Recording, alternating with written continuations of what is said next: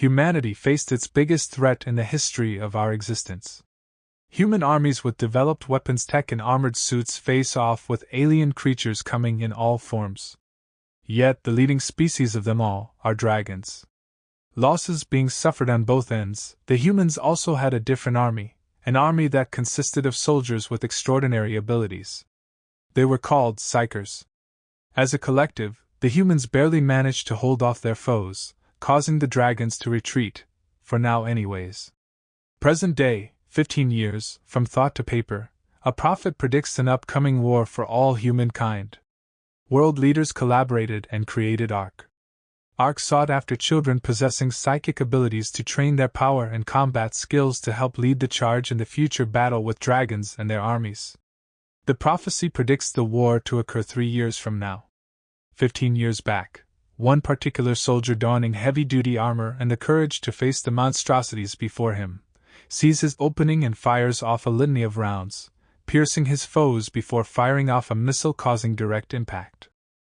He's winded and low on rounds before witnessing a massive flash in the sky that reveals a dragon beyond imagination. Power emanating from the dragon in the form of lightning as he rushes the soldier, he is only able to look up and witness his oncoming death before dropping his weapon in defeat. The dragon spews flames onto the soldier, consuming him in the fire and agonizing in pain. He wakes up. Displaying shell shock, 15 years later with this recurring dream, he realized the young gifted recruits are set to arrive today. Army choppers nearing their destination on ARC's massive compound, we see our main character, Han Li.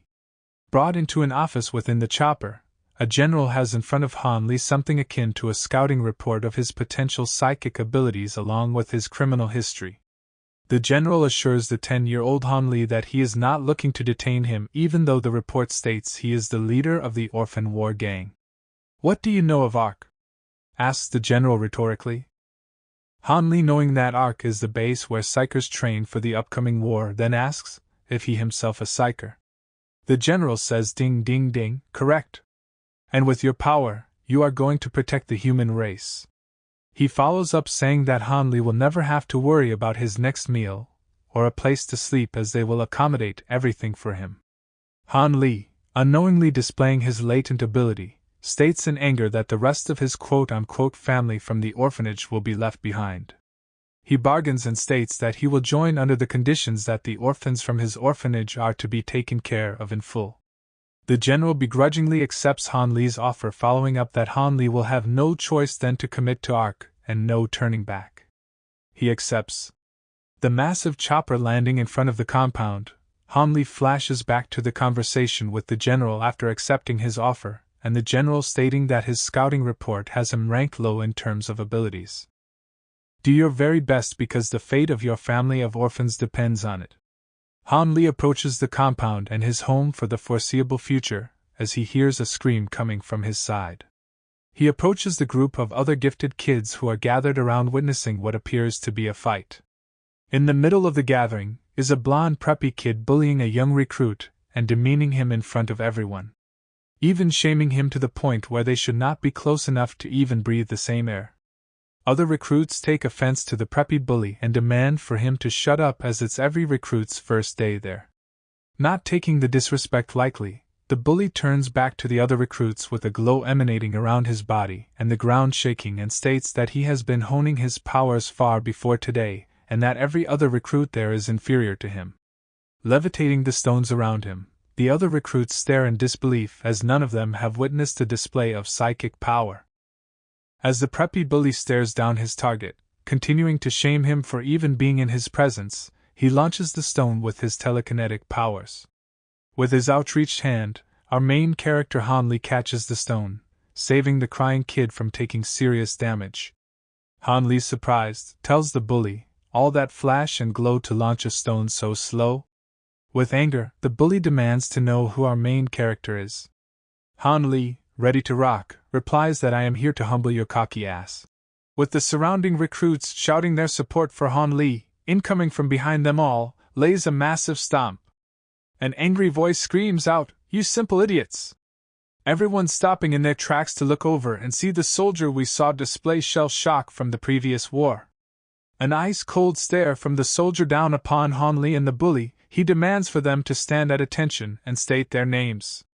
The bully identifies himself as Del Simon and Armain as Han Li. Watching from afar apparently, the soldier asks the bully Del, since it is obvious this is not the first time you've used your power before, what powers have you developed? Del responds stating all he knows so far is telekinesis, as Han Li stares confused thinking to himself, is there more than one type of power? Completely unimpressed, the soldier delivers a gut punch both literally and figuratively as spit flies out of Del's mouth. He berates Del for flexing such weak power. The soldier then looks over to Han Li and commends him for trying to save the crying kid from Del right before giving him a brutal body shot. The soldier screams out to Han Li stating that he is worse than Del for not even being able to display abilities that matches Del. With the two on the ground in pain, the soldier lets all recruits know that in 3 weeks' time, they will begin their training here at ARC and must develop the ability to use telekinesis or else they will be kicked out. The soldier introduces himself as John Red, and that he will be the one to train them from zero to hero to fight in the prophesized war. With everyone facing John Red, he instructs them to do laps around the compound and must not stop unless told to do so. Running with the sound of John Red yelling to everyone, "Keep running or else." Han Li is conditioned to being treated this way as an orphan. Others, however, aren't showing the same grit. John Red holds true to his promise and kicks out the weak. Han Li, assessing the situation, knows he's got a strong will but has doubts about his latent powers and having to learn telekinesis in 3 weeks. He even doubts that he has powers at all. Dragging his feet and exhausted is the kid that was being bullied and falls face down and worn out. John Red shaming him as the kid states he can no longer run. He feels a set of arms lift him off the ground as Han Li looks to John Red and clarifies that the kid said he can't run but never said he was quitting. Han Li gives the kid a much-needed look of support, and continues to march on as John Red has now seen Han Li twice help a person in need. Finally, as the sun sets, John Red blows his whistle signaling everyone to stop. Gassed out, everyone laying on the ground trying to catch their breath, John Red does a mental roll call and realizes only 40 of the 73 recruits were able to withstand the intense drill. He instructs everyone to get their rest as the real training will begin in the morning. He further states that the drill they just ran will be done every morning. Devastation is the common theme displayed on everyone's faces except for Han Li. A brand new day at ARC. 5 a.m., bright and early, and would you know it, the recruits are back running with Han Li and Del Simon leading the pack.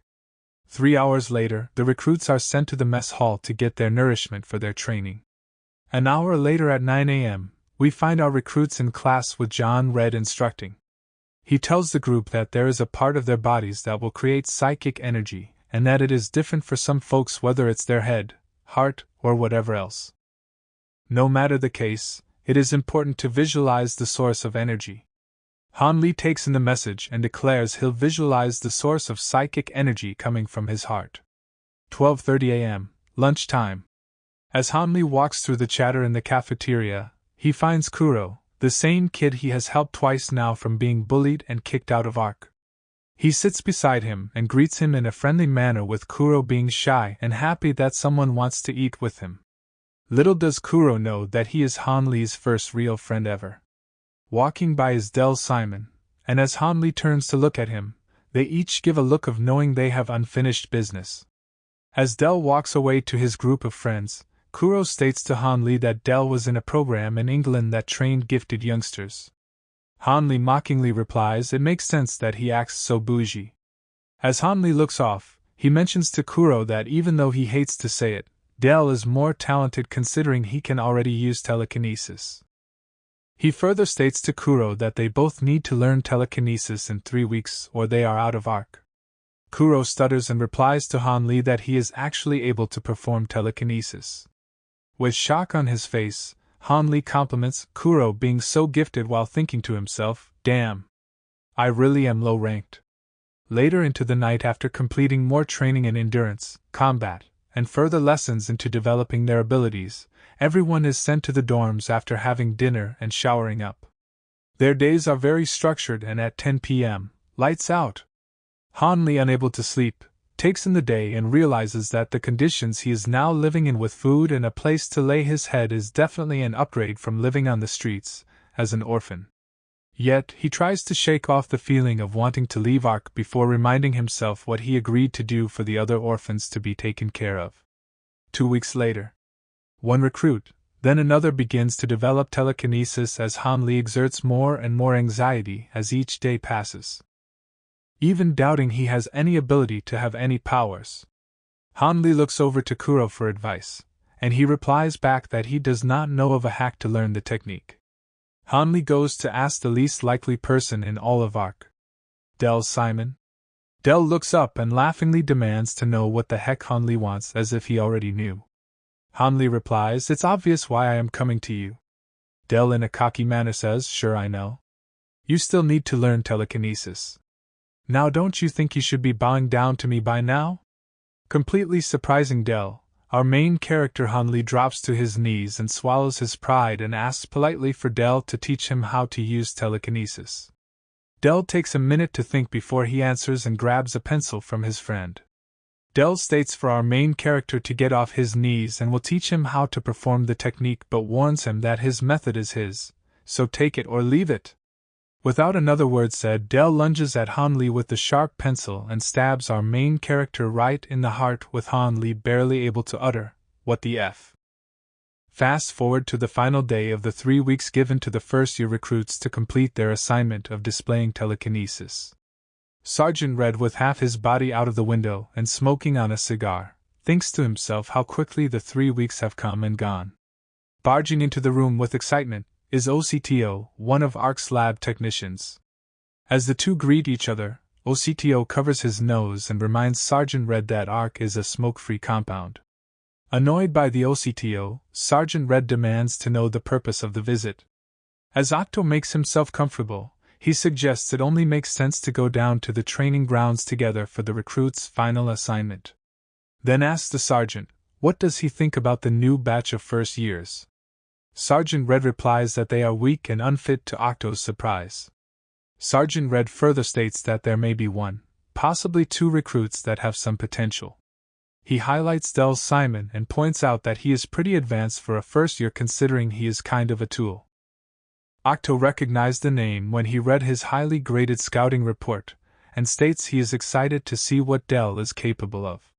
Sergeant Red then points out Han Li and states, Han Li has the perfect mindset in terms of what you want for a soldier, displaying loyalty and courage. Sergeant Red flashes back to himself in the battle years back and thinks that Han Li's mindset means nothing if he does not have special abilities to fight in the prophesized war.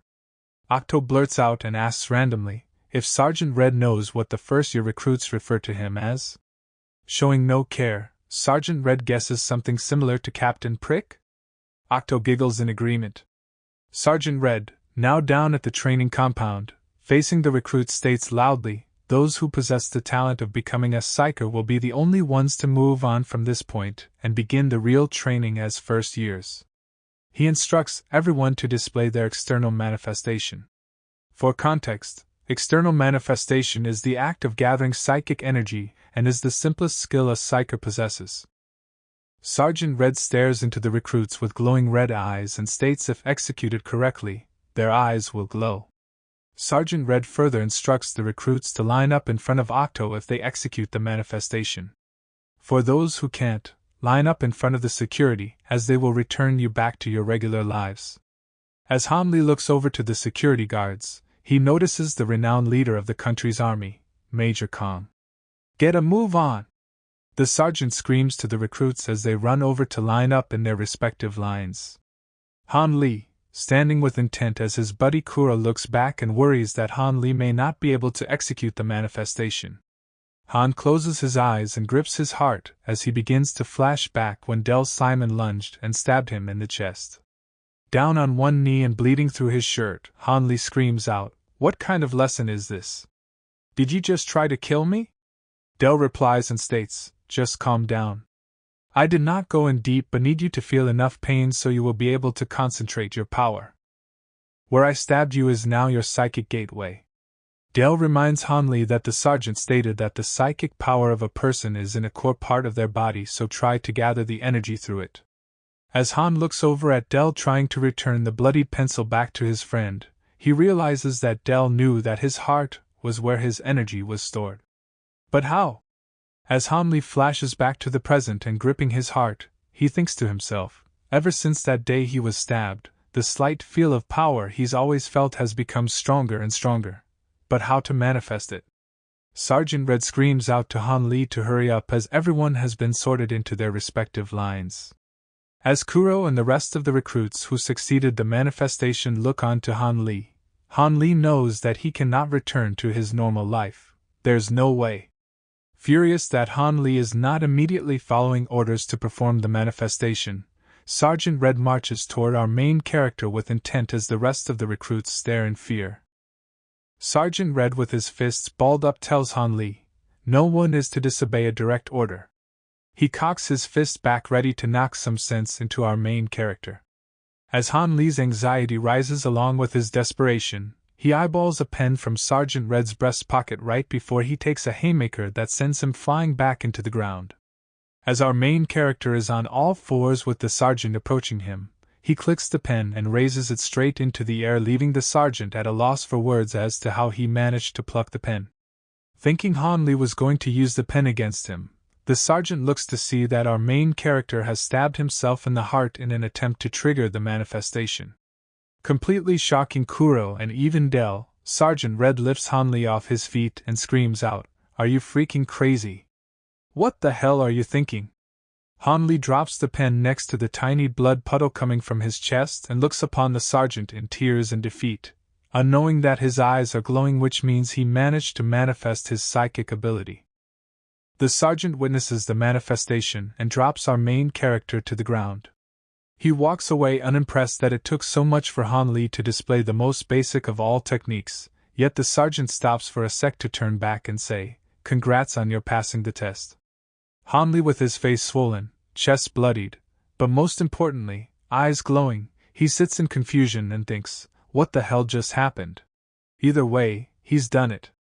Kuro, always ready to shed a good tear, inquires if our main character is alright. Han Li replies jokingly, "Nothing that spit shine couldn't handle." The lab tech Octo slaps on a watch on Han Li's wrist, indicating he is officially an ARC.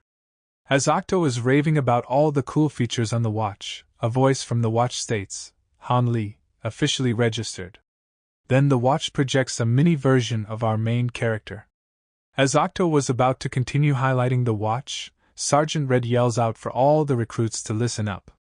Everyone will be scheduled to a class depending on the performances you displayed throughout the past 3 weeks. The 4 classes are ranked A through D, and just because you are in Class C or D does not mean you can't move up.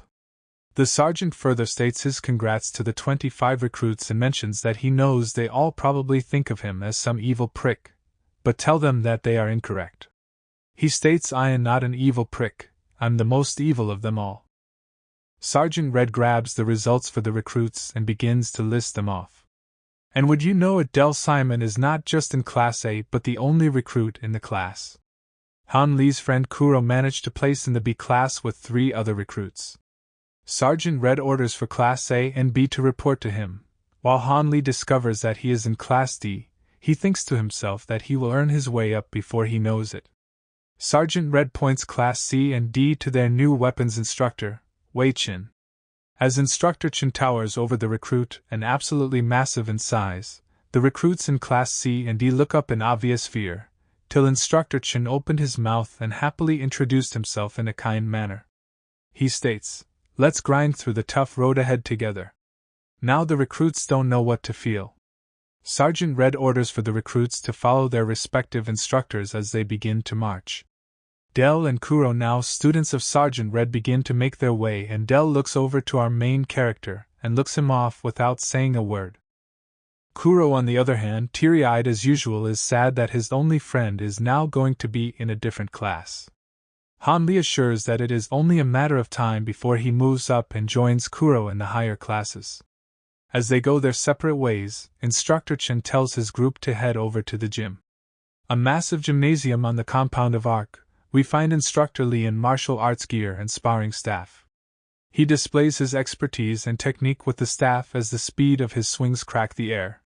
He lands in front of the recruits in a pose and all of them with their jaws to the ground in awe of the display.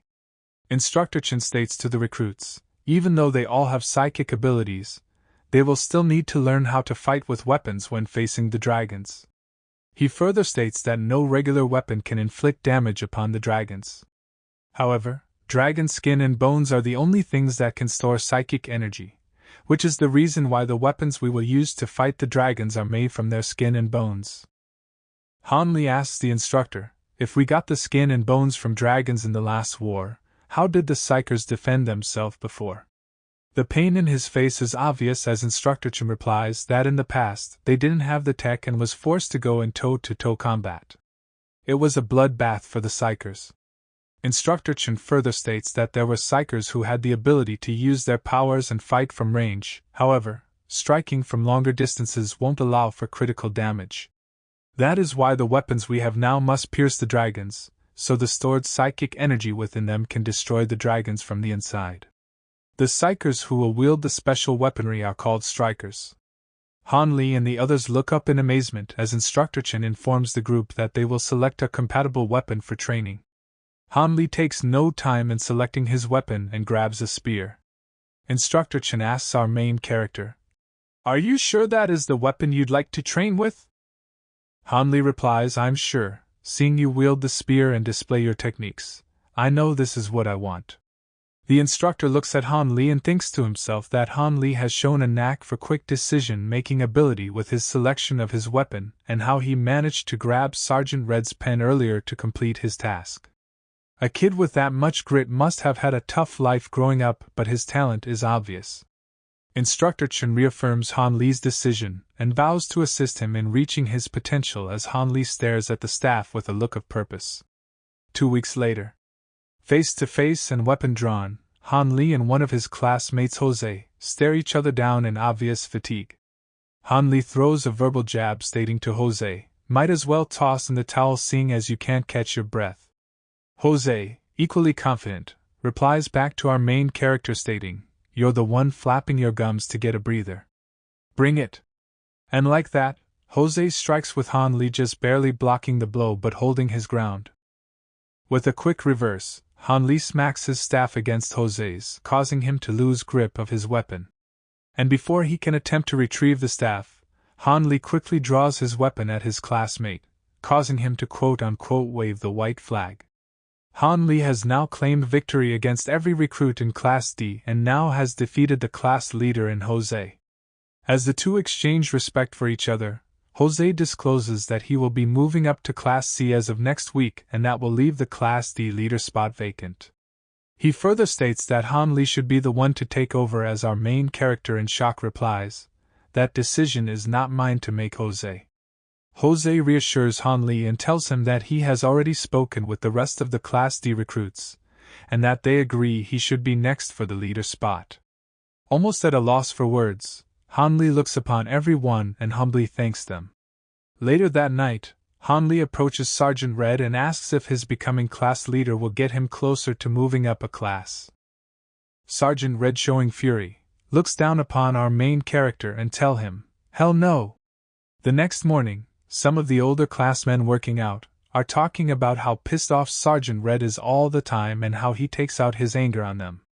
They speak on his upcoming match today, and one of the classmen asks who is the sergeant fighting today. You guessed it, our first-year main character, Han Li. Staff in hand and in his battle stance, the sergeant stands across from our main character with his hand engulfed in flames from his psychic ability, and even uses it to light his cigar. As the older classmen cheer on for Han Li from the dorm windows, Sergeant Red with a smirk on thinks to himself that these fools are actually rooting for him to lose to this little first year.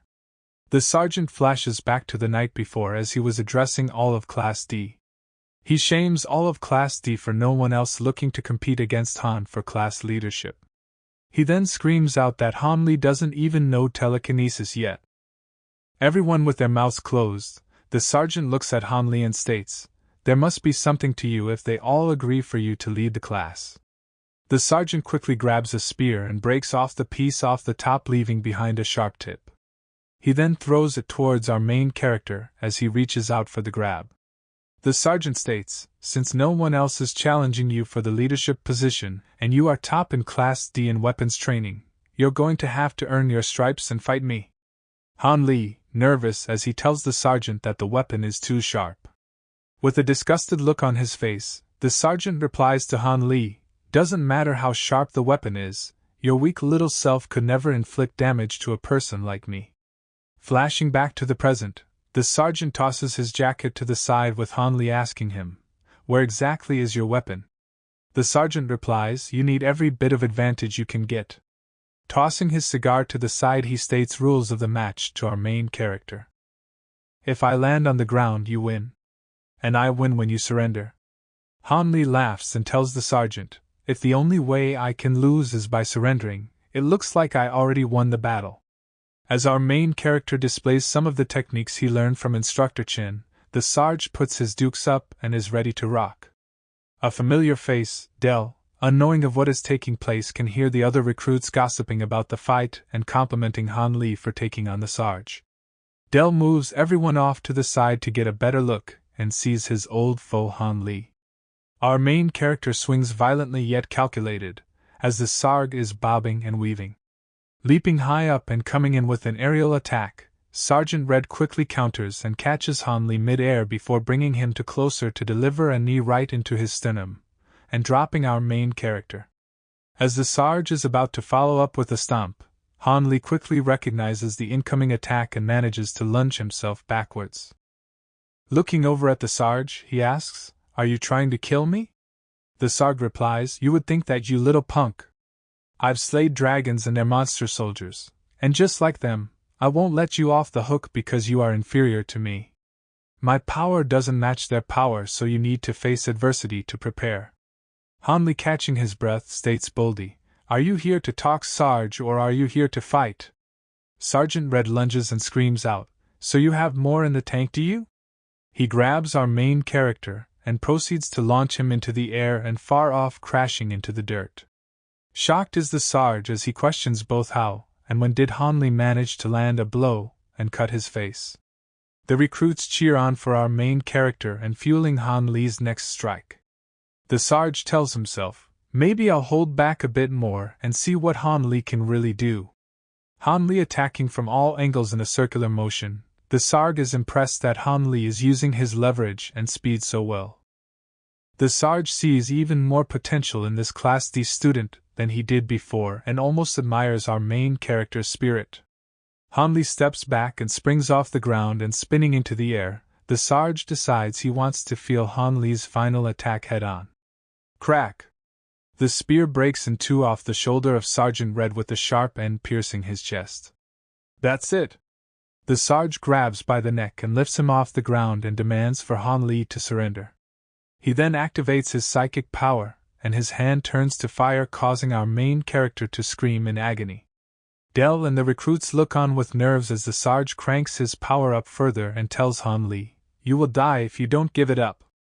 Our main character, barely able to get a word out, manages to tell the Sarge, "Surrender? Hell no!" As the grip gets tighter, Instructor Chen rushes through the crowd and yells out to Sergeant Red to stop or the boy will die. Han Li's body going limp, the Sarge states that our main character did not surrender, nor was he able to take me to the ground. Instructor Chen, grabbing Han Li as he has passed out, lets out his frustration with the Sarge and claims his anger-fueled, unorthodox methods are not the way ARC was designed to be.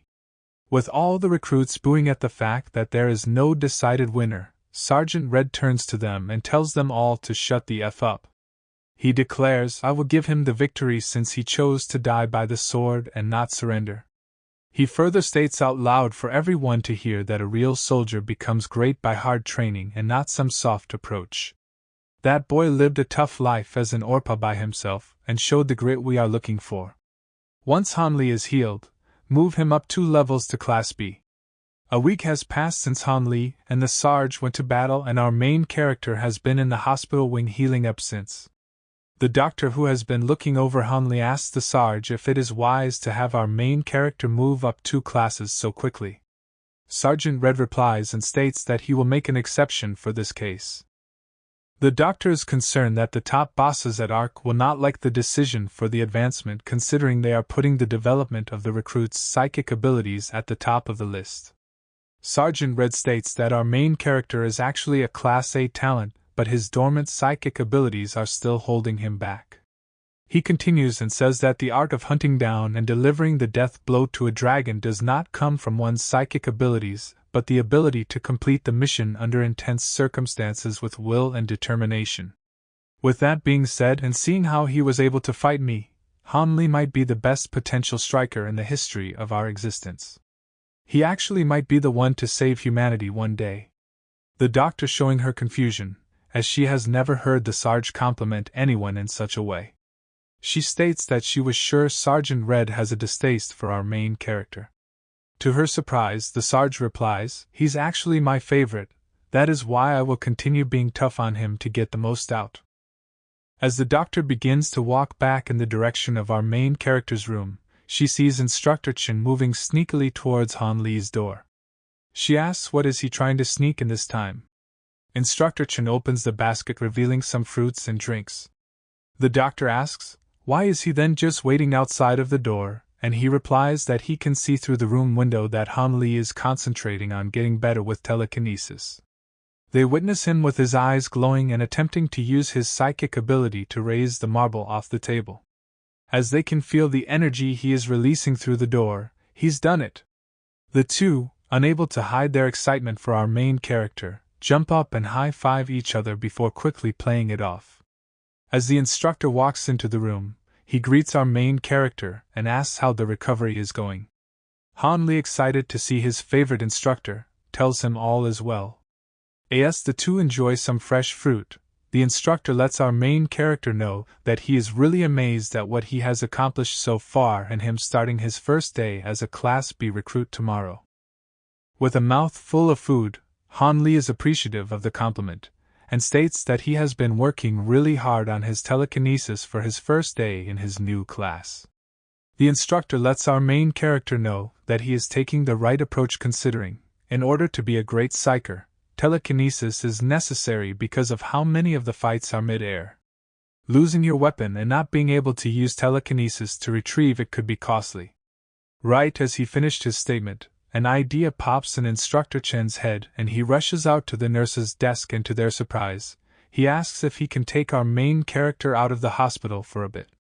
She allows for it, and the instructor leads the way straight to the gymnasium. Confused as to why he has been brought there, the instructor clarifies that since our main character's psychic abilities are low-graded, that he may never develop a specific specialty power such as teleportation or ignition. Han Li, shocked to hear this, asks, how am I supposed to be a psyker if I don't have a special ability? The instructor assures that there is a route for success for our main character, as he is displaying a massive surge of psychic energy around him.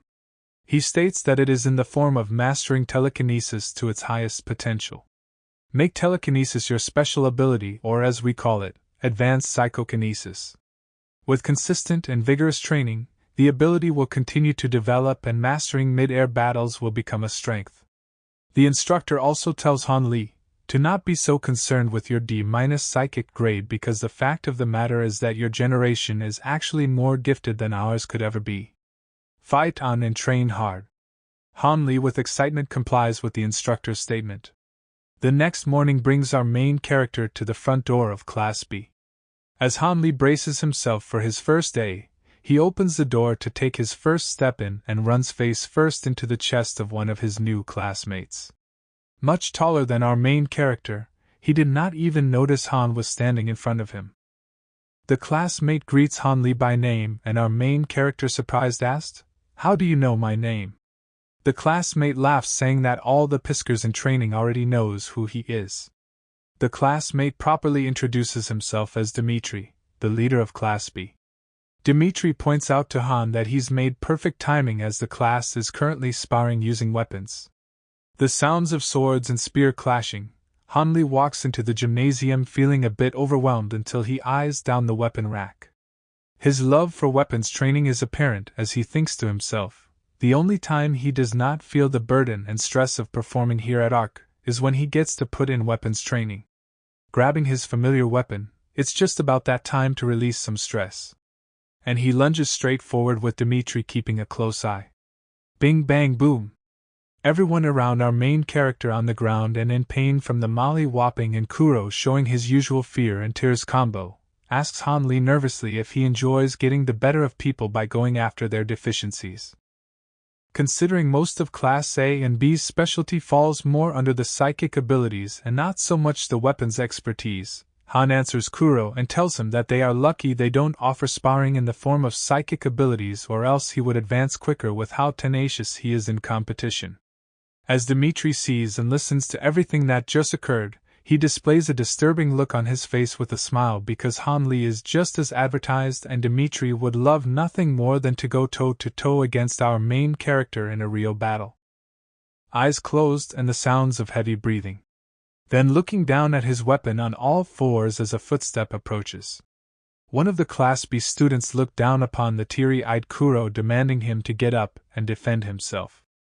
Another Class B student jumps in and tells the other student that he is next in line to beat on Kuro. Then another student declares he will be next after. All Kuro can think of is when our main character Han Li saved him before and is praying for him to do the same now against the three students. Before the three students can get another word out, smack, crash, thud, Han Li comes to Kuro's aid and lays a beating on the three and sends them flying as Kuro looks on in relief that his only friend has come to his aid once again.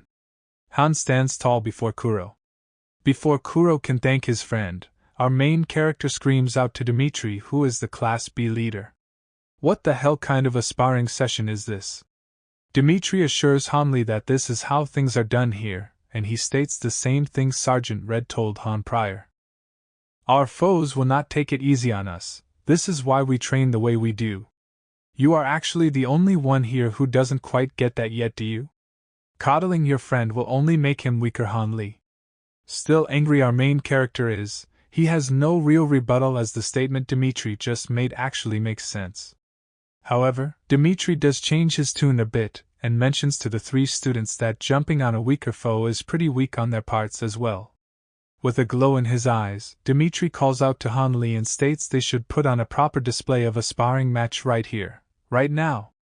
Han Li, gripping his spear, responds, "You really wanna go? Then let's do it." Wasting no time, Dimitri attacks ferociously as Han Li is able to defend with both their weapons making contact. Han Li thought to himself, if he swings that hard again, there is a chance he can break his spear against mine. Dodging another attack and leaving Dimitri a bit off balance, they both lunge with Han Li getting off first and barely missing his target as Dimitri lowers his head and makes full contact into our main character's skull. Han Li, sent flying back into the ground from the impact, gets up to his knees with his hand on his head in pain and screams out, this was supposed to be a weapons training session. With a sinister look in his eyes, Dimitri warns our main character that he was a Sambo champion before he came here to Ark and will use all weapons available including his head.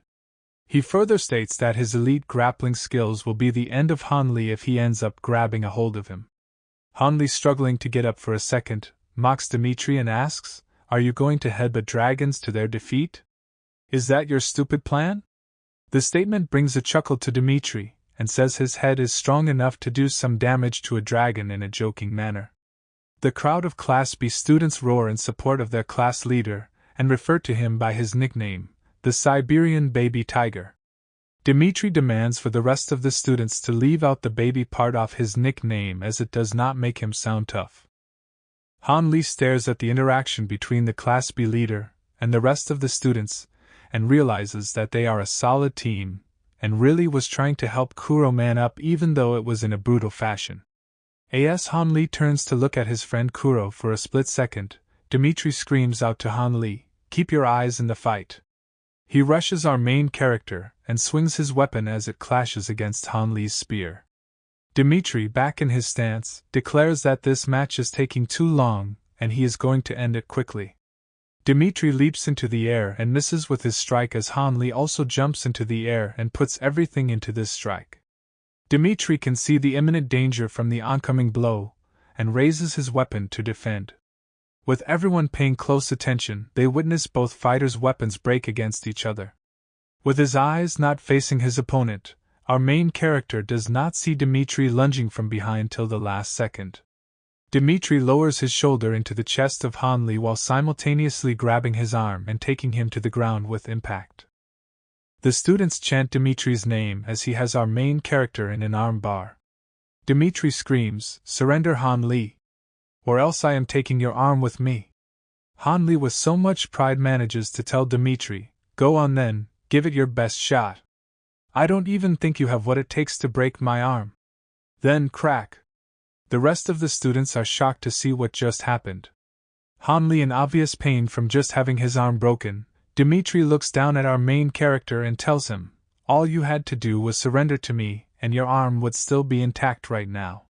That raging you could be the death of you in the future." Kuro trembles in fear as he looks on to his best friend in obvious pain.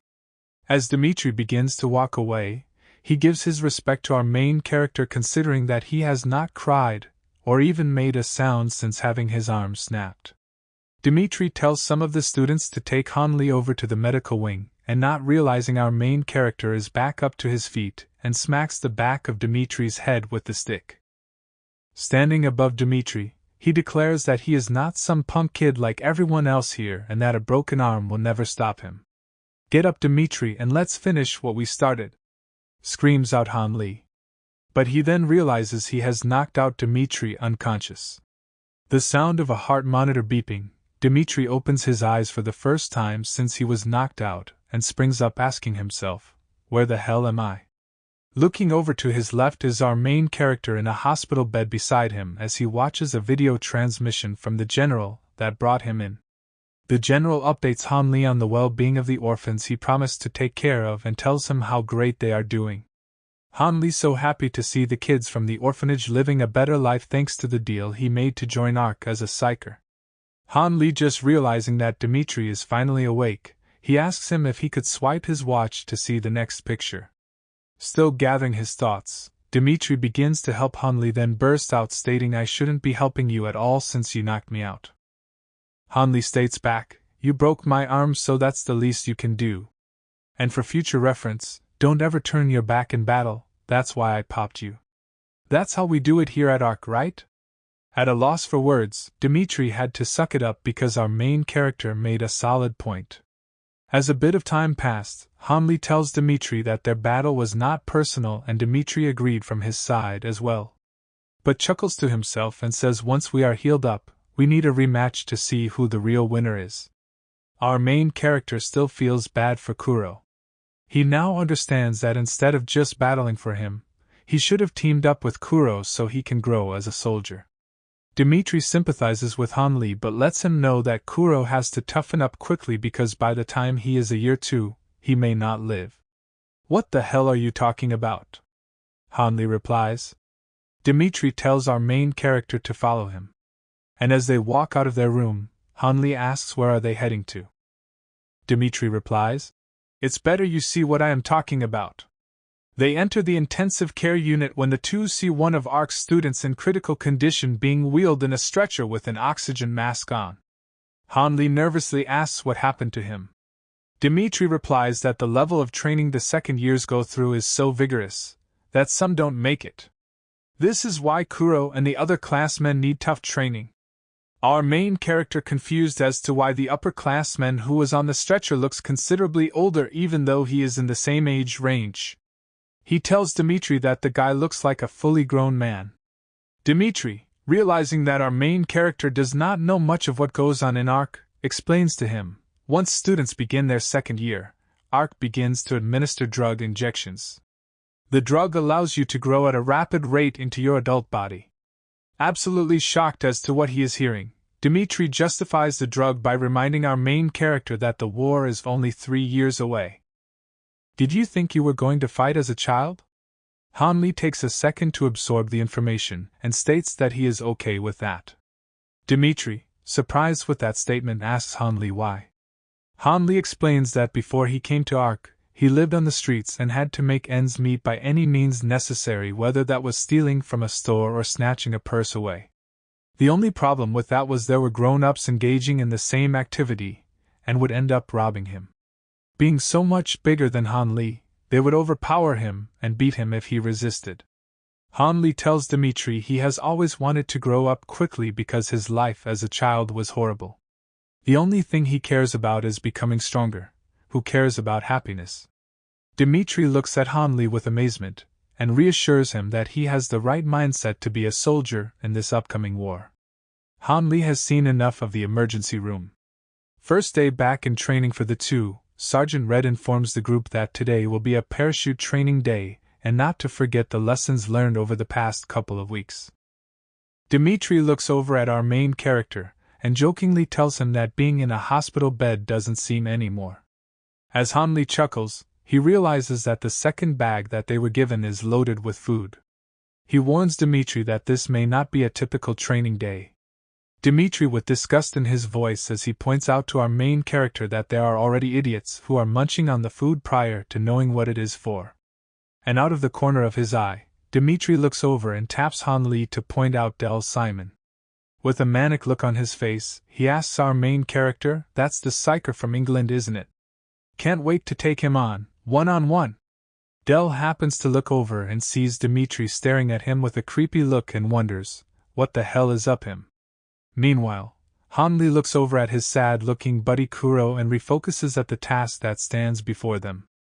"Get a freaking move on, you bastards!" screams out Sergeant Red. Everyone suited up complies to the direct order and begins boarding the chopper. As the choppers with the recruits begin to take off, Sergeant Red instructs the other commanding officers to get head out, as well as the Sarge thinks to himself, "Let's see how these kids handle this next test." Fast forward about an hour. Kuro thinking to himself with eyes closed, that every time he saw images of Han Li coming to his rescue in his mind, Han Li would appear shortly after to get him out of a jam. His eyes opened and flowing with tears as usual, Kuro further thinks to himself that since he hasn't seen any of those images like he did before, Han Li is probably not coming to save him out of this. Now an hour back to the present. The choppers soar over the ocean with all the recruits wondering where they are being taken to. An alert goes off on everybody's watches stating they are above a deserted island and that is where they will have to land to begin their survival training. Sergeant Red informs the group that their food-filled bags should last them 2 days and all they have to do is survive. As the recruits chatter with anxiety wondering how they are going to last 2 days on this island, Dimitri, showing his leadership, tells the crew it will be no different than a camping trip. The instructor shouts his final statement. "We will return for you, in 1 week if you survive." Devastating. As the Sarge and his crew scour the surrounding to collect any of the classmen who ended up stranded off the water, he asks one of the instructors if there are any more of them in the water. He looks at his watch with GPS to confirm that every other student has made it on land. The instructor further states that even though they were all set to drop at different points, he noticed that 7 of the recruits have already come together to form a group. Sergeant Red tells the instructor that punk kids turn into punk adults and act no different. They will gang up and go after the smaller groups and the stragglers and steal their food and goods. And that's exactly what happened. Claiming their first victim, the group of 7 rob him of his rations as they open the bag and stare at the food as if it were gold. One of the 7 calls to their leader Carl, to show him what they got. Carl, sitting away from everyone else gawking at the food, stands up and yells out that they are all idiots. Carl states that he told them before the sun sets, "We need to load up as much as possible, and you guys are happy with this one little bag. This is our land now. Everyone's food on this island belongs to us, and we gotta go get it." The group roars as they feel now that they can take on the likes of Han Li, Del, and Dimitri. Carl hears a cry for help from his left side deep into the woods. They knew the assignment immediately and made their way towards the voice. Meanwhile, our main character who landed in the ocean but just out of the zone where he would have been disqualified, finally has made it to land after losing valuable time having to swim. Our main character determines that he needs to set up camp deeper into the woods. He thinks to himself that he definitely has the advantage over everyone else because he is used to having to wait long periods of time for his next meal as an orphan. He wisely deduces that they will panic and begin looting from each other. He wonders what Dell and others who came from money will do under these circumstances. On the other side of the island, we find Dell walking through the trees as he realizes that Dimitri is following him. Dell asks, "What the hell do you want?" With a manic look on his face, Dimitri replies, "I've heard rumors about you, English prodigy, right? Let's rumble." Dell, not showing too much concern on his face, turns his back to Dimitri and states that there is a better use of his time than to get into a fight right now. Dimitri, realizing how he came off, quickly yells back out to Dell and clarifies it is not personal. "I just wanted to spar you in the spirit of competition."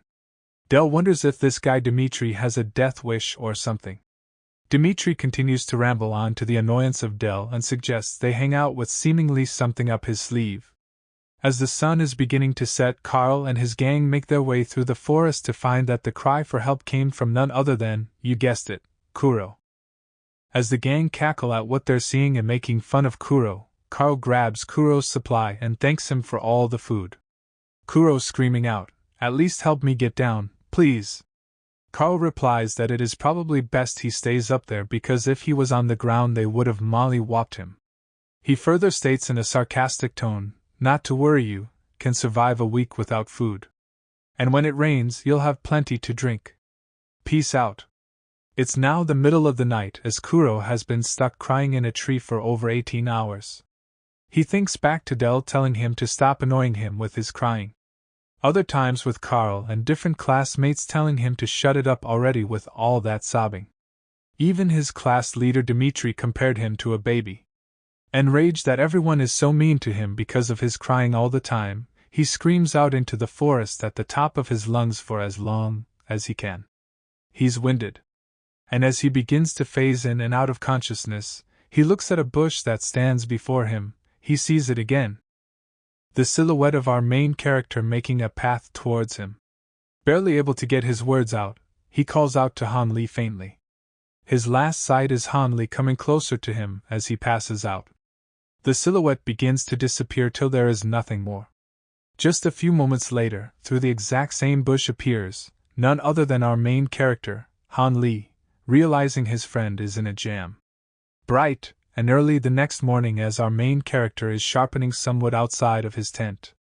Rushing out to get his head through the tent opening as he is unaware of where he is at for the moment, he sees his friend Han Li as he greets him. Oh, the relief Kuro feels. Our main character sets a tray of small food in front of Kuro and tells him to eat up. Han Li tells Kuro since he was not able to find his bag of food, that they can just share his. Kuro thinks to himself that there is no way he can take any food from Han Li considering there is only 2 days' worth of food for one person alone. The growl from his stomach is violent as he succumbs to his hunger and begins to eat. In his mind, though, Kuro is shaming himself for even being in this position. Han Li suggests once they're done eating, they should go look for more resources. Flying above the deserted island are little cameras with mini helicopter blades surveilling the region and providing the Sarge with intel on how things are playing out. Barging through the doors is Octo as he annoyingly points out to the Sarge again that there is no smoking on any ARC property. "What the hell do you want, Octo?" the Sarge asks. Octo replies asking if there is anything worth looking at with recruits in survival training. Sergeant Red points out to one of the kids from Norway and says this fool is taking it upon himself to build a raft and sail back to Ark. Meanwhile at the desert island, we find Han Li and Kuro in front of a body of water, as Han Li is tasting to see if it is drinkable. Our main character assures Kuro that the water is safe to drink, and they need to get some to go as well. The sun beating down on the two, our main character wisely tells Kuro that they should return to their campsite before they pass out from the heat. Han Li states to Kuro that they are going to have to find another source of food, yet he does not see anything growing from trees. Before he can get out the rest of his sentence, Kuro is emanating a reddish glow from around his body with bright eyes as well. Kuro snaps out of his trance and lunges to grab Han Li while screaming for him to stop. As our main character puts down his foot on a branch, swoosh. It was a booby trap set up by one of the other classmen. Han Li realizes that the fall wouldn't have been so bad, but the hole was deep enough to keep them trapped for the rest of the week and possibly die. Han Li inquires how Kuro knew that the booby trap was there. Kuro stutters as he is trying to explain, and Han Li blurts out and asks, was it like a premonition or something? Kuro is still struggling to explain the feeling he gets, but Han Li understands that Kuro is literally able to see what was going to happen prior to it taking place. Our main character is shocked as he thinks to himself that Kuro has the rare trait of short-term foresight. He further wonders if the stress of the environment allowed him to manifest his special ability, and if so, this could present the chance for Kuro to show everyone he would be a valuable asset to Arc. Meanwhile, Carl and his gang find Han Li and Kuro's campsite and search around to see no one is there. One of the gang members suggests they should destroy the campsite. Carl replies that they will have to come back at some point. We'll return when it's dark and rob them blind in the dark. Kuro, for the first time having moisture on his face that didn't come from him crying, is drenched in sweat as he mentions to Han Li how great it will be to lay in the shaded tent. As they arrive, our main character, with a look of concern, notices that the rock he set at the entrance of the tent has been moved. Not only that, he can see the trackings of multiple people on the ground as well. He quickly deduces that there is a group of classmen and that they are likely to return. Let's pack up and move somewhere else, Kuro, says Han Li while Kuro is devastated they have to continue walking in this heat. As the two make it to a clearing and realizing the sun is starting to set, our main character tells Kuro, we better get a move on before it's dark out. Kuro tells our main character that he is feeling something and his eyelids are getting heavy. Kuro comes to a halt as it appears he is in a trance. Then the same red glow around his body appears as he sees the silhouette of a panther stalking Han Li in the bushes before leaping to attack him. Kuro snaps out of his trance and lunges towards Han Li, and pushes Han Li, causing him to fall several feet back. And swoosh! A panther jumps out of the bushes and just missed his attempt to kill Han Li. Han Li freaked out. The panther sees his prey lying before him as our main character realizes he dropped his spear when he fell back. The panther makes its move and lunges forward with Han Li bracing for the mauling. From behind, our main character shoots a massive flaming beam that makes direct impact on the panther, causing him to run off and retreat from the pain. And would you know it? It's Han Li's friend and former Class D leader Jose to the rescue.